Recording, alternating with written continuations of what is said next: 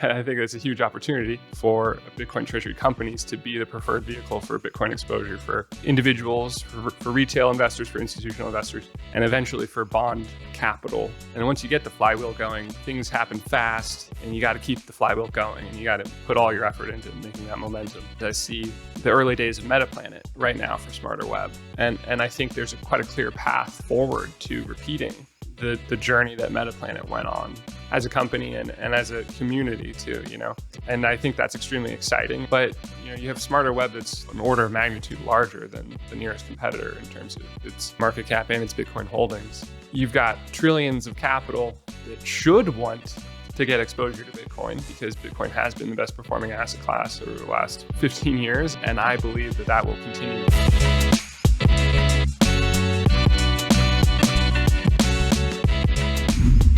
Jesse, thank you so much for taking the time to join us today.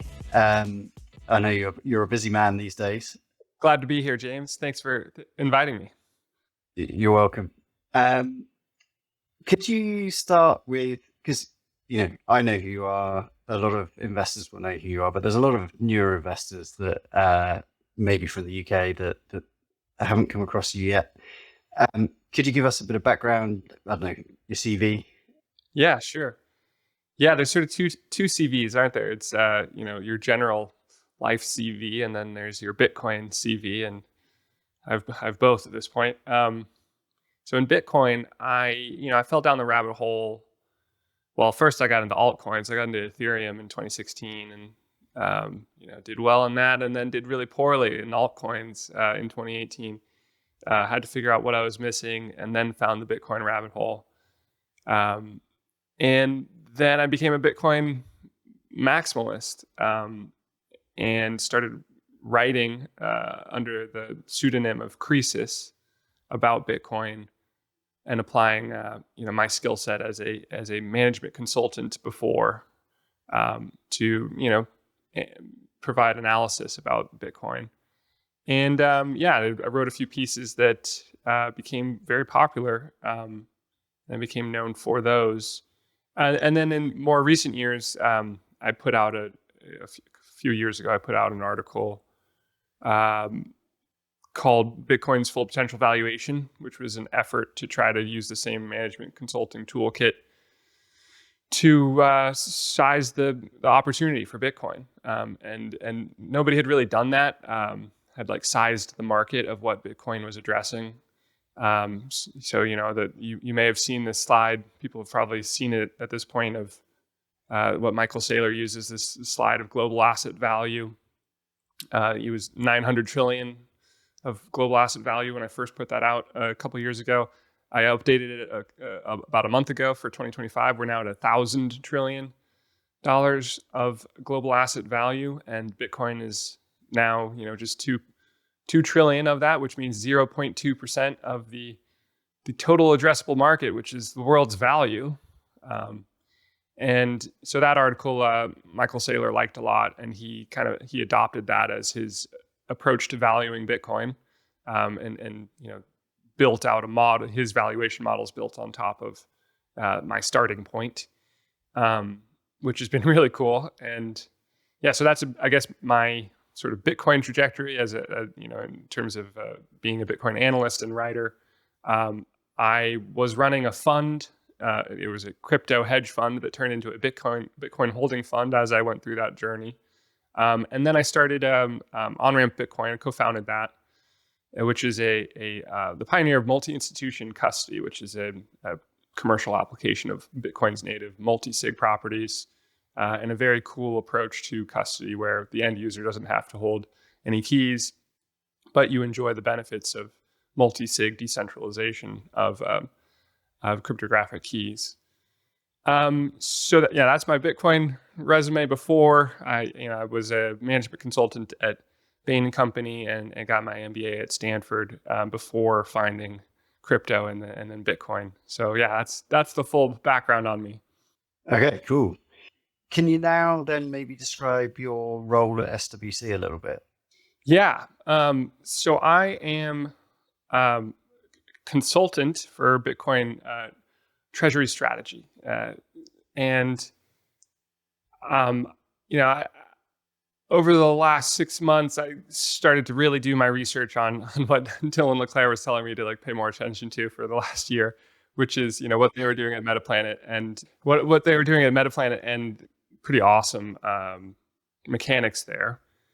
And of course, with what Strategy was starting to roll out with their preferred equities vehicles.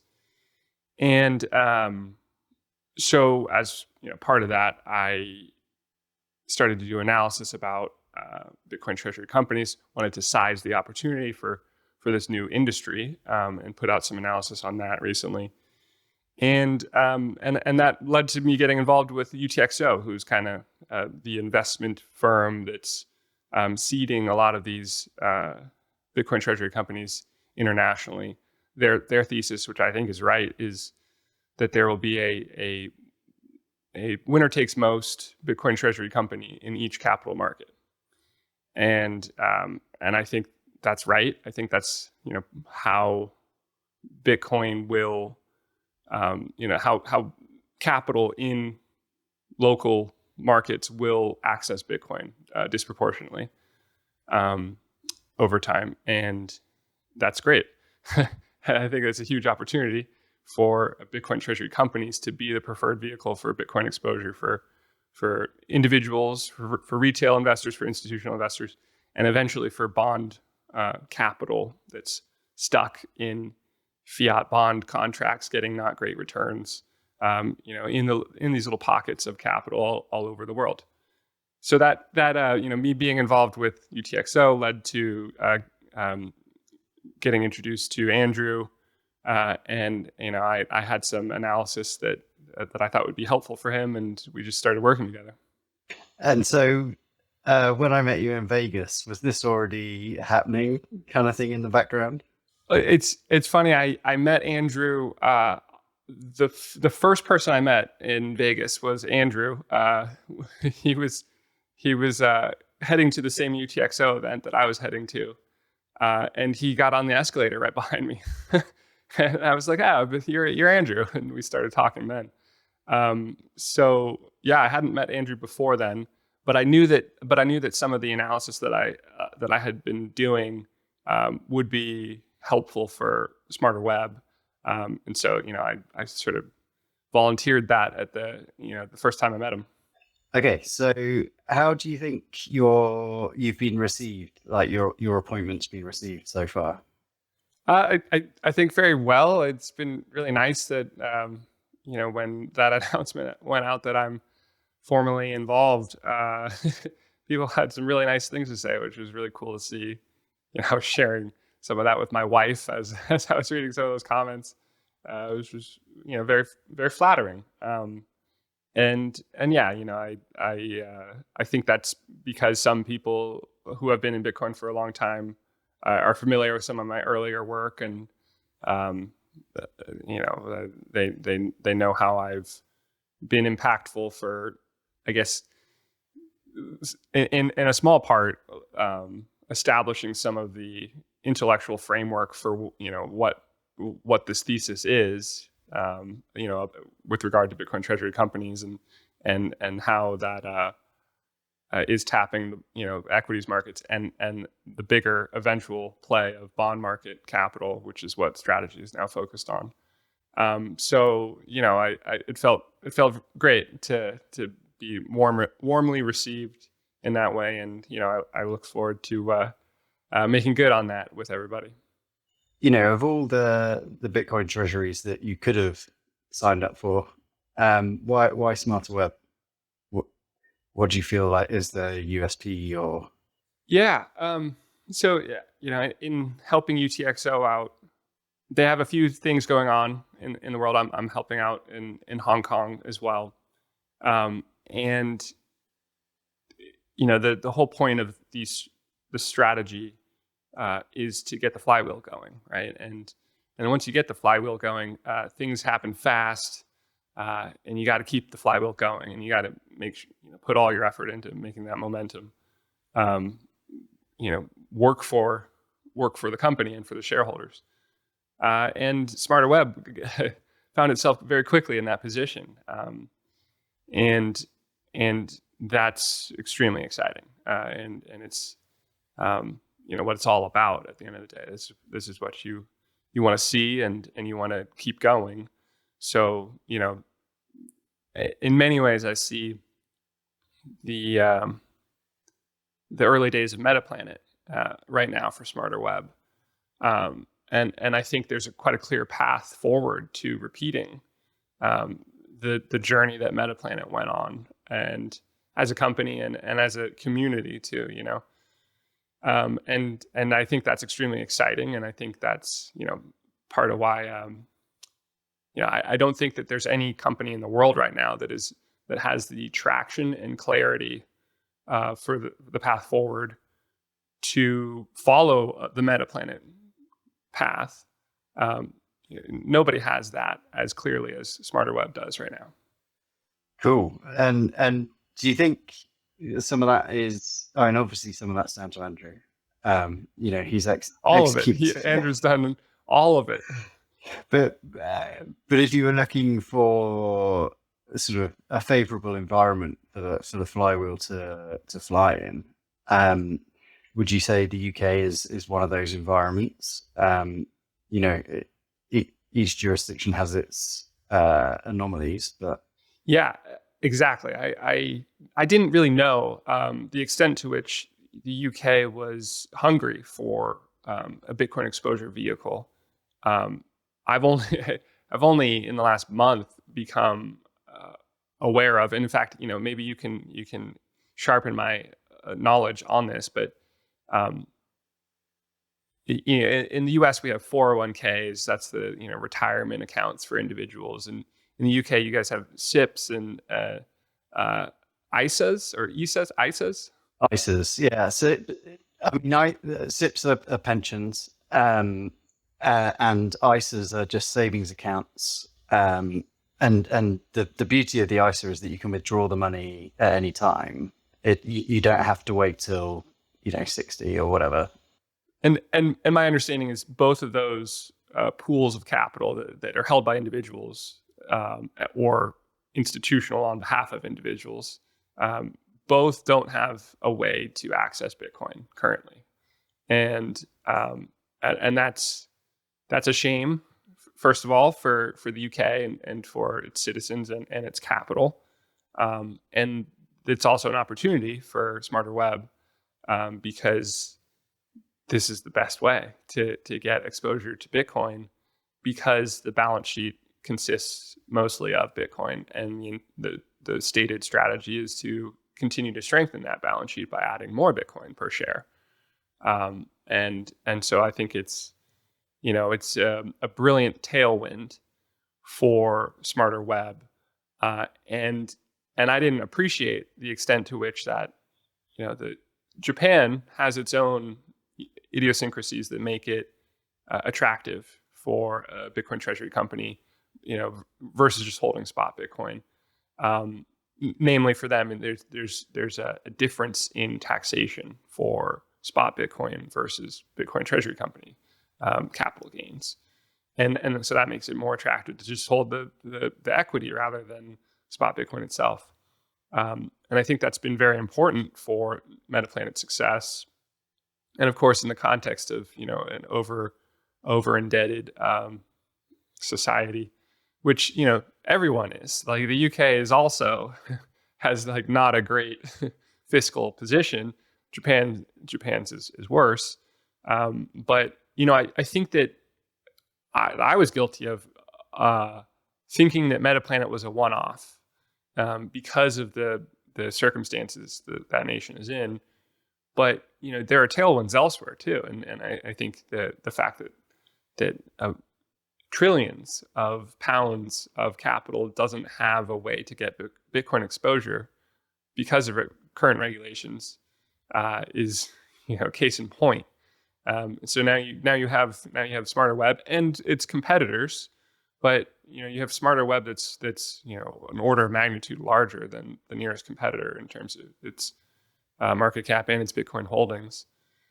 And you've got trillions of capital that should want to get exposure to Bitcoin, because Bitcoin has been the best performing asset class over the last 15 years, and I believe that will continue because of its endogenous properties. So that capital should want exposure to Bitcoin, and the best vehicle to get it is this company that's 700 million pounds, 700 yeah, million pounds, and the difference in scales between a couple trillion pounds of capital and something that's not even a 1 billion pound market cap company. When you think about what I expect will be a steady stream of reallocation into Bitcoin from that pool of capital, that will be quite the rising tide that will lift all boats, but I think will disproportionately seek out the most trustworthy, most established, most consistent performer as its preferred Bitcoin exposure vehicle. So that's the tailwinds. What about the potential headwinds in the UK? How are you finding UK regulation and anything else you maybe have come across? Yeah, it's very interesting how Andrew's very cognizant that regulators have been not very warm to Bitcoin, and it's very important that we do everything the right way. But it's also interesting how doing things the right way and making Bitcoin part of your balance sheet and strengthening your balance sheet through adding Bitcoin, it's unimpeachable, right? Like, you can't argue with that as an approach to running your business that you've been running for 15 years. You can't argue with that. And shareholders seem to also want that, right? And the demand for that kind of approach has been very high, and that's because people want Bitcoin exposure.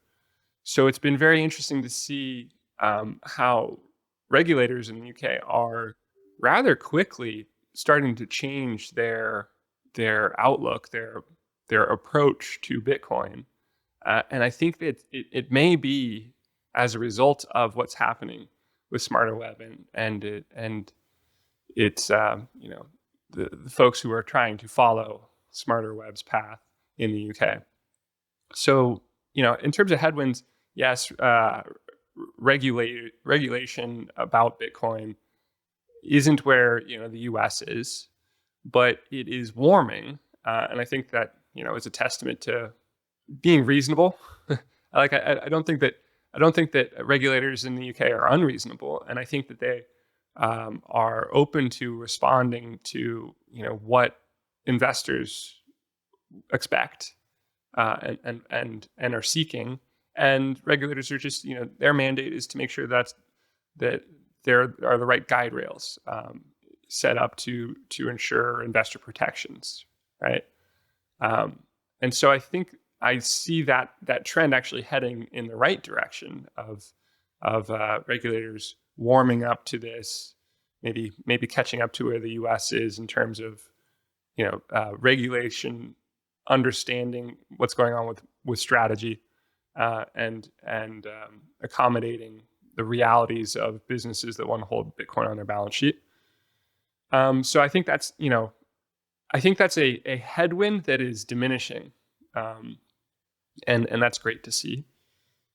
Beyond that, I mean, the only other consideration there is that the UK isn't a giant capital pool. It's big. It's not, it's nothing to scoff at. I mean, 3% of the world's wealth is in the UK, from the numbers I saw. So that's a lot of capital that sits in the UK. And in fact, you guys have more wealth per capita than the US, and that's because of the history of success and wealth building that the UK has enjoyed. So that's not a headwind, but it's a limitation on capital access. But where that is solved is through OTC listings in other countries. And we've seen volume grow in the U.S. significantly. And what I've been really excited about is, the Germany market has been open as of now for 4 days. This is its fourth day, and volume on that has been skyrocketing. I mean, the third day was, gosh, what was that? 6 times more volume traded than the first day, which is an incredible trajectory. And the demand from Europe is great. And I think that comes back to a winning strategy for a Bitcoin Treasury company is to have a local market that is its bread and butter, its home turf, and its home capital pool that it is well aligned with. And if you have that, then global capital wants to participate in that, because that home capital pool constitutes a tailwind, a steady stream of capital that will be coming into Bitcoin Treasury companies in that jurisdiction, and everybody wants to participate in that globally. Like, everyone wants to ride that ride, and so you end up with that self-fulfilling flywheel, because that narrative aligns with reality, and it is readily digestible too. People understand, okay, there's a dominant emerging Bitcoin Treasury company in the UK. It looks a lot like Metaplanet did a year ago in Japan, and there are reasons why a huge chunk of capital in the UK is going to get its Bitcoin exposure through a vehicle like this, maybe this one. And everybody in the world can understand that investment thesis, and we're seeing the excitement around that now. So, talking of listings, we're obviously on Aquis, we're on OTCQB, and now the Frankfurt markets. There's people are asking you every day, when LSE, when this, when that. I appreciate that that's not something you can share, but I'm kind of also interested in OTCQB. If the conditions allowed, would the right trajectory be OTCQX and then potentially NASDAQ, or skip OTCQX, or just stay where we are? Where are your thoughts on that? Yeah, that hasn't been a topic of conversation at the moment. And I think that's, I expect that probably will be a topic of conversation at some point in the future. I think right now the focus is on, growing access to, global investors to this stock, and the OTC markets in the US have been great for that, and we're still seeing the growth of volume there. I suppose in the same way that Metaplanet has sort of leveled up their listings over time, we will entertain the same approach. But for now, so long as we're still growing into a market and not yet saturating a market, I think we're happy with growth. Another topic of conversation that comes up a lot at the moment is about debt and convertible bonds. I actually had a chat with Grain of Salt earlier this week around one of the downsides to convertible bonds that I hadn't heard. What were his points? Obviously, when they do a convertible bond, they give you the money, but then they hedge their bet, right, and short the stock. I think most people who have awareness of that's the case. But what I didn't understand about that dynamic is that it kind of collars the stock, so it kind of reduces the volatility and keeps you not within bounds, because you can still rip, but it kind of just compresses you into a channel, and makes it more difficult for breakouts to occur. Is that kind of your take on it, or? Yeah, that's a very sophisticated understanding of these dynamics, which Grain would have that excellent take.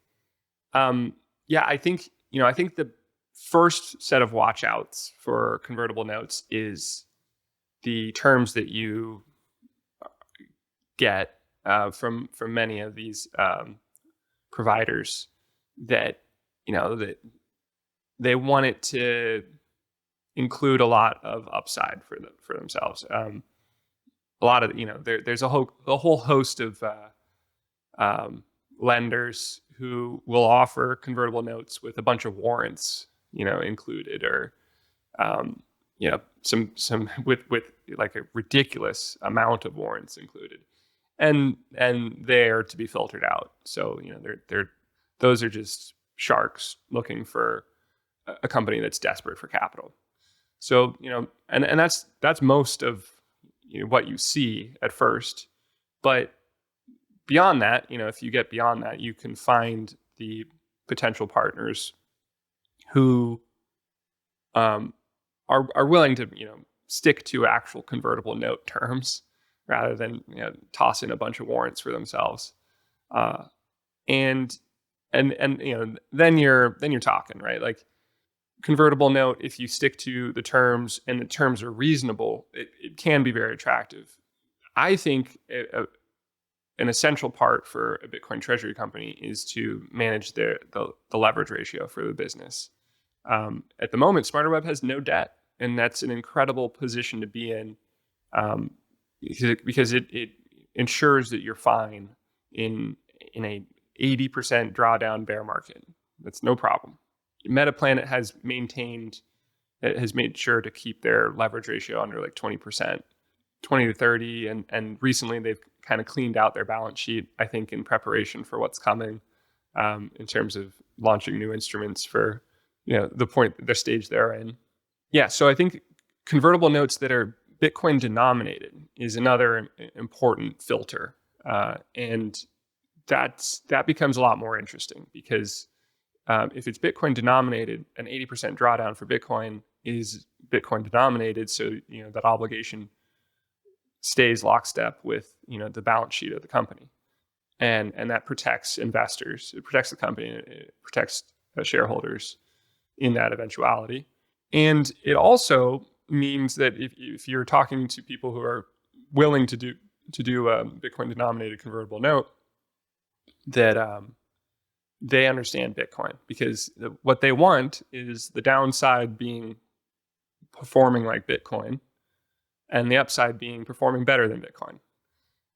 And that's not many people, and that's good capital. That's capital that as a Bitcoin company, you want to be talking to that kind of capital. That's the kind of capital that wants to see Bitcoin do well. They understand what you're doing. They're just trying to find a way to outperform Bitcoin, and there can be plenty of mutually beneficial ground there, where you could potentially structure a convertible note with 0% coupon on it, conversion with a premium attached to it, so it's accretive to shareholders, more accretive to shareholders than issuing shares at the current market price, which is why convertible notes become attractive, and it allows you to access a type of capital that you otherwise don't have access to. So convertible notes are potentially attractive, but you have to navigate that world. Okay, yeah, it sounds like there's a few gotchas out there that you've got to be wary for. How often do you and Andrew talk on the phone or online about SmarterWeb? Every day. Yeah, we're chatting on WhatsApp kind of constantly, and we are on the phone once a day. Yeah, so I've been working on a few meaty projects for SmarterWeb. The analytics page that's now live was was partly me. It ended up being a fair bit Andrew and the web development ace Alex on the team actually implementing that stuff on the website. But I'm super excited about that, and excited about building on that, because I've seen how important it is for Metaplanet to be able to showcase their excellent results, right? The analytics are the product of your your labor, and the results of your strategy and execution.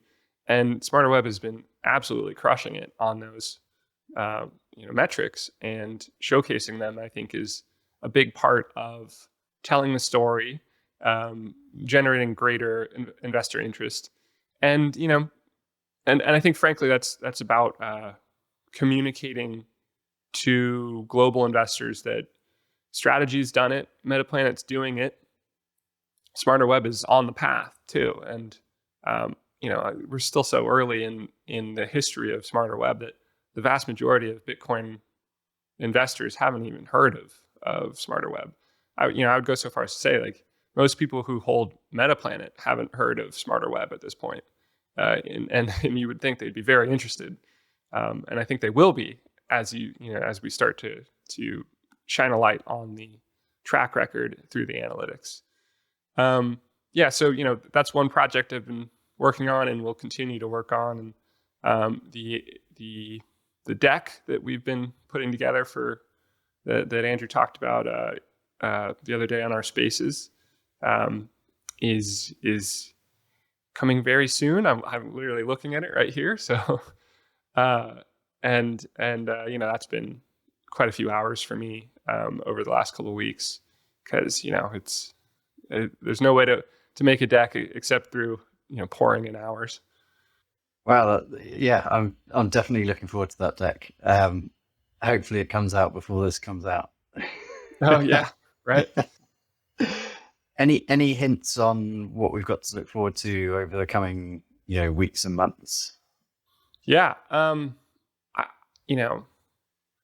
if you've been paying attention to Smarter Web's mode of operating, I think you've gotten a sense for how consistent delivery of progress has been, and I can say that Andrew is maniacally focused on continuing that pace, that execution, that progress. And so I think what folks can expect in general is a continuation of that kind of execution, and now that I'm involved, Andrew's smartly figuring out like what I can take on top of what he's already doing, and I think that's kind of how we're approaching it in terms of figuring out what's next, like for our growth story. What do we need to be adding? What do we need to improve on? And how do we level up in general, right? And it's very much Andrew's got like a super clear vision, and a dedication to that, to delivering on that mission, which is just awesome to see. So I think that's what people can expect going forward. Just to expand on the execution thing, I can't remember who posted it first, but there are a few people who posted, I don't know, maybe 3-4 weeks ago on X, that if the Smarter Web company carried on its trajectory on a log graph of Bitcoin buying, we'd have all 21 million Bitcoin by like the middle of August or something. So obviously that's not possible. Oh, I mean, that seems pretty reasonable, don't you think? I mean, if it was XRP or something, then maybe, but yeah. But as we're talking about Bitcoin, how do you envisage kind of managing that? Yeah, I think it is really important for everyone to recognize the reality of the math, that the pace cannot sustain, like in percentage terms. It's just not possible. There is an inevitable slowing down that happens as this type of strategy continues to grow. But you can try to keep that trajectory faster than everybody else at who has gotten to this kind of scale. And so those two things can be true, right? Of like it will slow down, but we can still also execute faster, better than any other Bitcoin Treasury company has at this point in its journey. And so I think that's what we aim to do. I do think it's important for investors to recognize the reality of that that you can't stack 21 million Bitcoin by August or whatever it is. That's not possible, but it is possible to get to 2,100 Bitcoin faster than any other Bitcoin Treasury company has. Maybe we get to 10,000 Bitcoin faster than any other Bitcoin Treasury company has, and then milestones beyond that as well. I think it should be clear to everyone that Andrew doesn't intend on stopping at any point. Like it's not like we're gonna get to 2,100 Bitcoin and then we're done. That's a good enough position. We'll just stay there. The entire point is to keep adding Bitcoin per share indefinitely, and there's a lot of runway still to do that, because luckily we are not strategy. We are not in a position where doubling the amount of Bitcoin is an astronomical amount of Bitcoin, right? Doubling our current Bitcoin holdings is very doable, and I think we will likely do that quite soon. So that's actually that's a great place to be as a company and as an investor base. If you have the ability, the line of sight, the mechanics in place to double the amount of Bitcoin per share in a short amount of time, that's what it's all about. Well, obviously, you're pro Bitcoin treasuries because you're working in the space. What would you say to people about or the naysayers that say it's bad for Bitcoin? What would your message be? Yeah, I do have a lot of thoughts there. I think it's very easy to see Bitcoin treasury companies as analogous to ICOs or something like that in the past. That a whole host of trends that happened in crypto that blew up, right? And I think a lot of Bitcoin maximalists, a lot of early Bitcoiners who've seen a lot of that, their pattern recognition goes off of like, oh, people are all excited about this. This stuff is outperforming Bitcoin. It can't last. It's going to go the same way that Celsius and BlockFi went, or whatever. The fundamentals are very different, though. In these cases, with Smarter Web, we are accumulating Bitcoin currently without any debt and with zero debt obligations related to that. So the balance sheet just gets better, and shareholders want that because we're holding Bitcoin. And yes, there's compared to just holding spot Bitcoin in a multi-sig setup that you've created and managed on your own, and you trust no third parties, you've got no counterparty risk.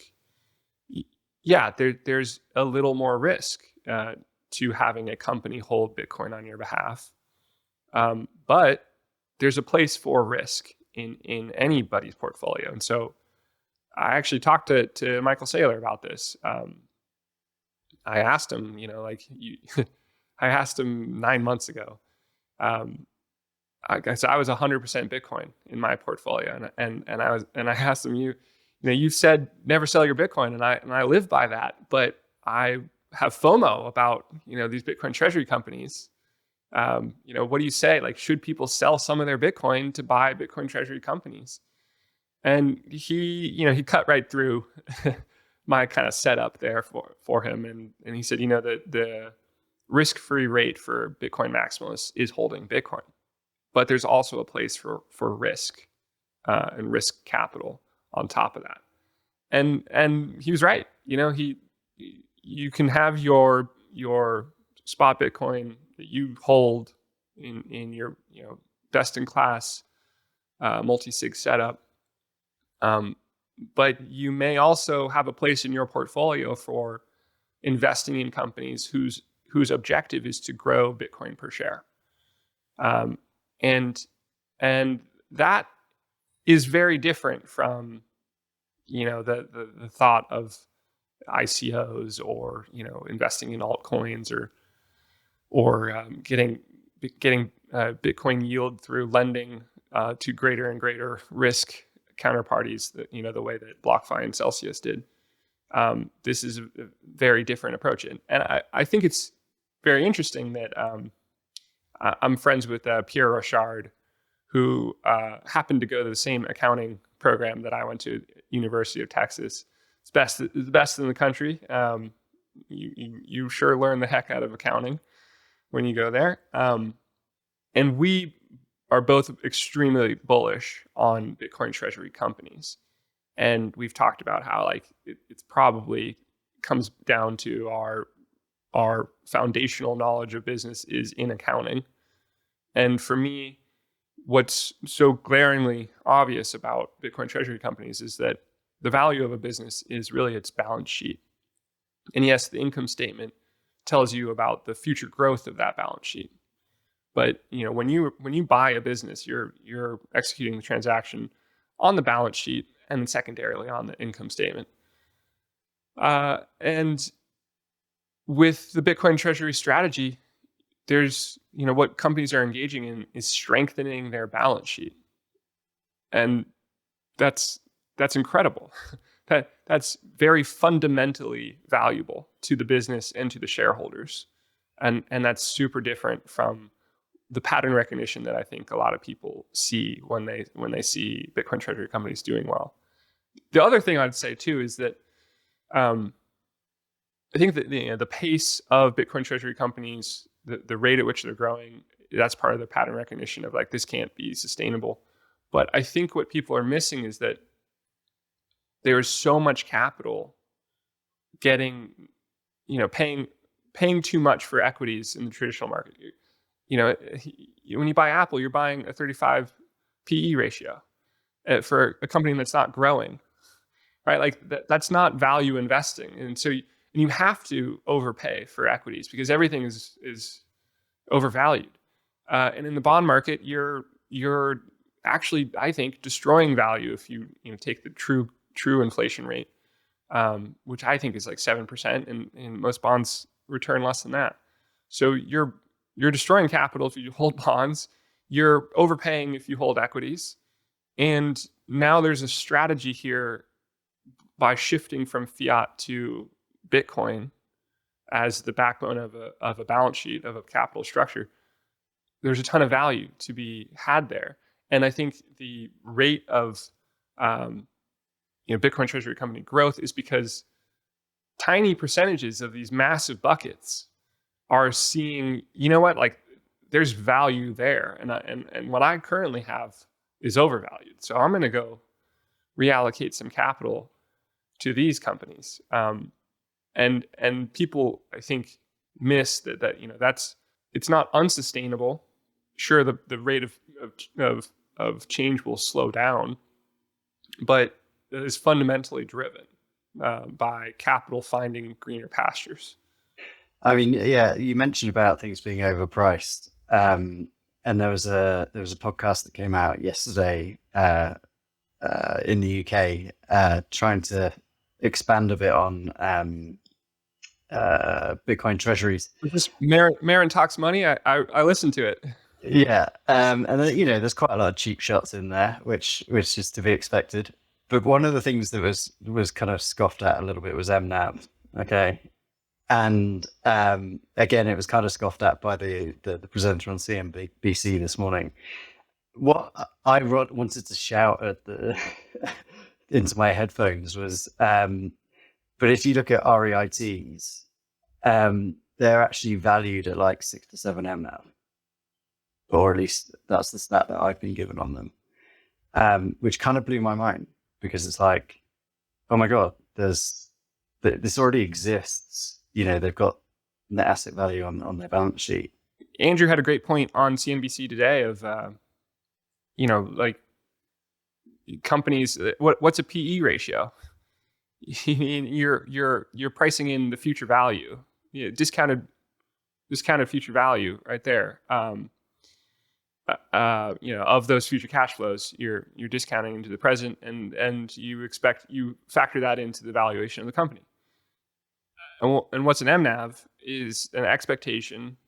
It's the market's pricing of, here's how much we're willing to overpay now in Bitcoin terms, because we know that they're going to keep adding Bitcoin per share, and we're waiting, and the market has determined they're willing to overpay by this much in Bitcoin terms, in order to get a ticket on that train now, right? Because that train's not going to stop at 1-to-1. It's going to ostensibly keep going beyond the Bitcoin price that you are buying in on. Yeah, so I think that I think it's a strange concept to wrap your head around if you're in traditional finance, but it comes back to the fundamentals of Bitcoin is repricing global capital, and there's a massive transition from fiat capital to Bitcoin capital, and as that I think Bitcoin treasury companies are the conduits, the channels, the capital pumps, as I've described, strategy for facilitating that transfer of capital sitting in equities and in the bond market to flow into Bitcoin via Bitcoin treasury companies. And that's the business model. It's like, we're going to keep adding Bitcoin to the balance sheet, and we have this much Bitcoin on the balance sheet today, but 3 weeks ago we had this much on the balance sheet, and we've been adding Bitcoin per share relentlessly, and the mechanics allow us to continue that into the future. So what price are you willing to pay in order to get your seat on that train? And interestingly to me, I mean, in the Apple scenario, you're paying 35 PE, which literally means you're paying for 35 years. You're not expecting to get the value of your investment back for 35 years. And with Bitcoin treasury companies, it's a lot shorter. And with Smarter Web, it has historically looking, been the shortest. Of the number Andrew used today was 35 days to cover that MNAV. So it only takes 35 days for you to get your money back, despite having overpaid, in theory, in Bitcoin terms, for that ticket on the train. I want to finish with going back kind of full circle and asking sort of who is Jesse? What do you enjoy? Where are you based? All that kind of stuff. Yeah, I'm outside of Austin, Texas.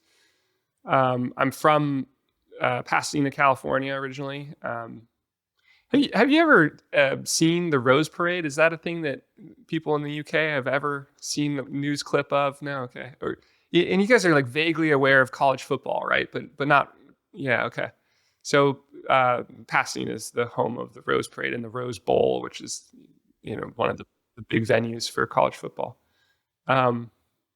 Anyway, who am I? It's funny how Bitcoin changes you and changes what you are, and it adds this whole layer to your identity. So you kind of end up being who you were before Bitcoin, and then who you are post Bitcoin, and you're kind of the amalgamation of it. You're both things at once, and I'm kind of all over the place in that sense. I mean, I recently wrote after stepping back from my prior role, I had a few months to finally write this article that I have been meaning to for years. And so I did all sorts of research into early human. Was that the once in a species? Yeah, once in a species, which has been the title of my newsletter for years. But I always intended to write this piece about how Bitcoin is a once in a species event, and how money and the concept of money was our evolutionary advantage over Neanderthals and other early humans. And as I dug into that research, I kind of found some findings in neuroscience and some findings in anthropology that tied together into a new theory, a new thesis on how humans outcompeted all other early human groups, and why, from based on a single point mutation in our DNA that drove a change in our the development of our neocortex in the frontal lobe. So that's what I did with my time off over the last few months, while I was also getting sharp on Bitcoin Treasury companies and realizing that this is the thing I want to be involved in right now. So I guess I just use that as an anecdote of I'm a little bit all over the place in terms of my intellectual interests and what I'm passionate about. But I think most Bitcoiners share it's a problem how Bitcoin comes into your life and makes everything pale in comparison in terms of its significance for the world and for humanity, for your family too, for you and your family's financial future.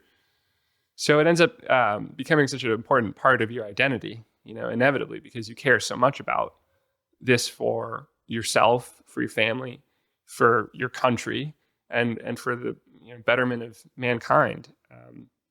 So that's been the defining attribute of my identity, and certainly for my non-Bitcoiner friends. To them, I'm the crazy Bitcoiner still, but increasingly I'm the crazy Bitcoiner who was right. So I hope that trend continues as well. That's cool. Thank you very much, Jesse. It's been a pleasure to have you on.